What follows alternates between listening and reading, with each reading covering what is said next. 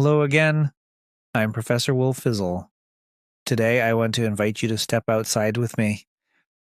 We have spent time in the kitchen and in the library, but today the sun is shining and I feel a strong inclination to go for a walk.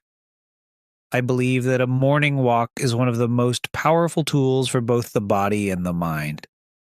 It is a time for observation, a time for clarity, and a perfect time to practice our English in a natural, vibrant environment. I step out of my front door and breathe in the fresh morning air. The city is just waking up.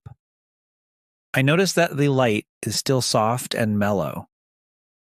As we discussed in our earlier episodes, it is important to start the day without feeling rushed.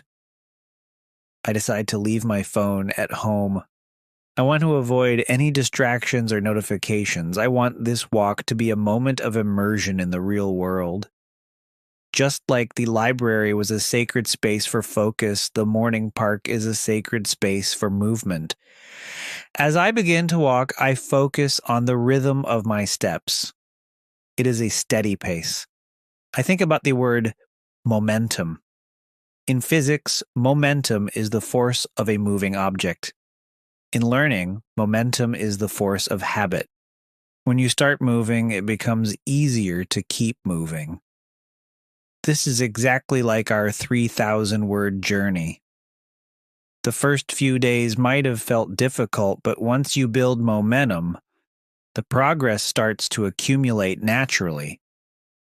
Every step I take is like a new word learned. One step by itself doesn't go far, but thousands of steps create a significant journey. I walk towards a small park near my house. I notice the trees. Their leaves are moving gently in the wind. I use the word observation. To observe is more than just to see. It is to look with attention and curiosity. I see the subtle changes in the colors of the leaves. Some are a bright, vibrant green, while others are starting to turn a warm brown. I feel a deep appreciation for this transition of the seasons. Nature is never in a hurry, yet everything is accomplished.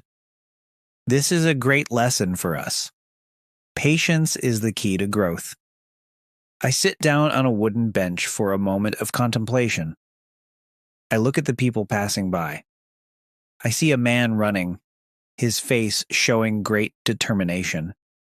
I see an elderly couple walking slowly, enjoying a quiet interaction. I remember our episode about social batteries. Being outside around people, but without the pressure to talk, is a wonderful way to recharge. You can be part of the world, you can observe the human perspective, but you can also maintain your own boundaries and quiet space.